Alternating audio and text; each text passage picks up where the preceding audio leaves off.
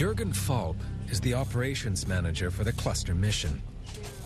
His team maneuvers the satellites so that they can do three-dimensional measurements of the Aurora with great precision. To do this, these 4 spacecraft are 4 identical spacecraft with 11 instruments each, all the same. And this is the main purpose of it, that each of those satellites measure at the same time the same properties of the plasma in the interaction between the solar wind and the Earth's magnetic field.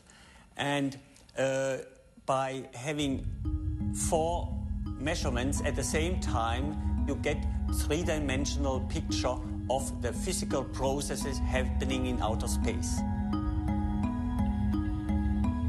This approach has already provided some insights into the energy flow in the magnetosphere. Most of this energy flows down into the ionosphere. But in one rare auroral phenomenon, the black aurora, the energy flows up. This anti-aurora had its existence confirmed when the cluster satellites flew through one of them. The unique energy flow of the black aurora may contribute to our understanding of the forces behind electron acceleration.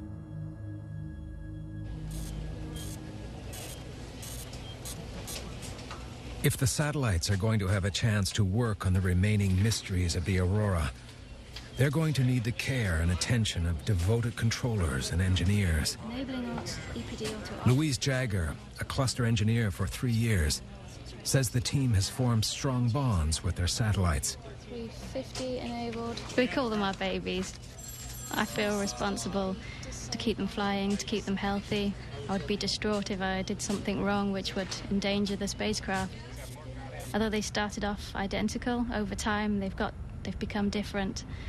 Different instruments don't work on each of the spacecraft, and the batteries are in different states of health on each of the spacecraft. So in that respect, they do have personalities, and you have to treat them differently.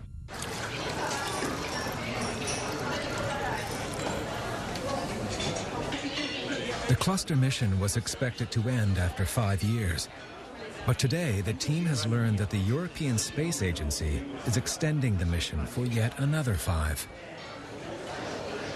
For the next 5 years, and that in end 2009 we are here again and celebrating a successful end of the mission. So, cheers. Cheers. Despite the excitement of the extension, the satellites will now be functioning many years past their anticipated lifespans, raising all sorts of new concerns for the team. We did a careful analysis whether we can do it at all. We found we can do it, but with some risk and with, let's say, technical fun or a challenge, one would say. But it's also fun for an engineer when seeing, oh, this satellite is designed to survive eclipses.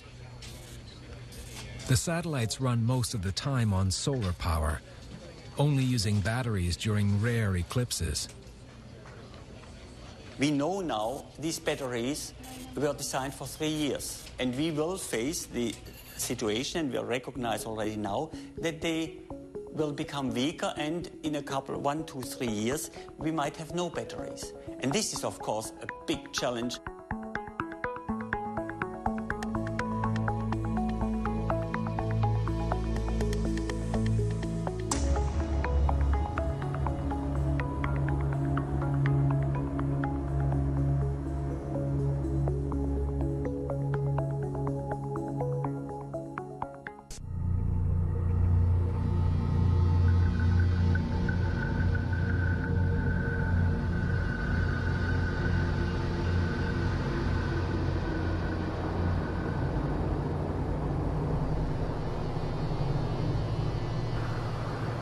"2,000 kilometers north of Cluster Mission Control are 2 of the world's most powerful radars, part of a network across Scandinavia called ISCAT, that allows scientists to study the aurora from below.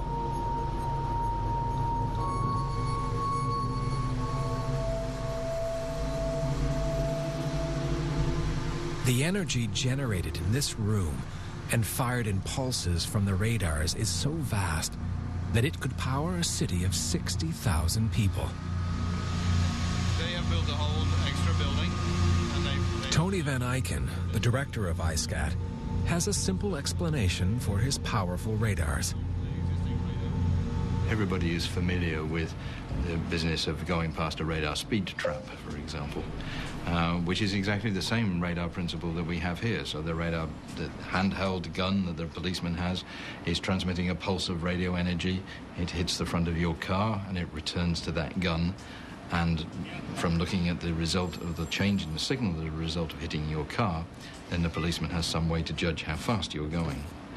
And our radars do exactly the same thing. By looking at the change in frequency, we can tell how fast the ionosphere is moving. Now, the transmitter generates actually rather complex coded pulses, but in principle, it's just throwing out a pulse of radio energy. The signal goes off into the ionosphere at the speed of light. Most of it actually goes right through, continues on into space, and it becomes the raw material for the SETI projects of other civilizations, if they're out there. This is what they will see. This is the brightest thing on the Earth. Anja Stroma is taking advantage of the radar's power to measure the smallest swirls and filaments within the aurora, down to the scale of meters, something she can do in any weather. We can see the aurora through storm and snow and rain. We can see it in the summer because we don't depend on light condition. We are transmitting electromagnetic wave. They don't care about snow or sunlight or whatever. I've been looking at these really, really small structures. That means like meter-sized things where you have currents and you have particles coming down these very narrow regions. And you can see there is a lot of energy conserved in very small structures like that. And you can see it also, we see it in the radar data, but you can see the same things in the optics, like in camera and films, when you're looking at the aurora with cameras. And these are the things that's not really resolved yet. We do not really understand how we can create these very narrow structures and how they are maintained. But we see that they are there in all the different data we get. And we think they are really important for all the interaction we have between our upper atmosphere and space.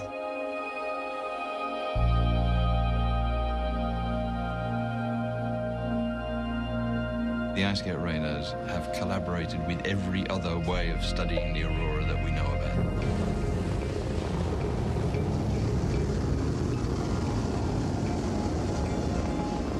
They've been used in conjunction with rockets, locally sighted cameras, and satellites. By looking at conditions in a large section of the magnetosphere, ISCAT provides the context for the more detailed data gathered by other instruments, such as the cluster satellites.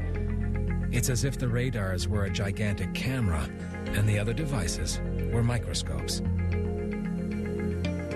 The cluster satellites are trying to look at the detailed structure of the magnetic field much further out, so they're way on the top side of the ionosphere, and sometimes actually very far out away from the Earth, but within the Earth's magnetic field. When they first started to produce data, then actually understanding what they were seeing was an area where the data provided by the radars enabled the cluster data to be interpreted. And that's continued to be the case as time goes on, that we see different views of the same thing, and by combining them we are much more powerful than either one alone.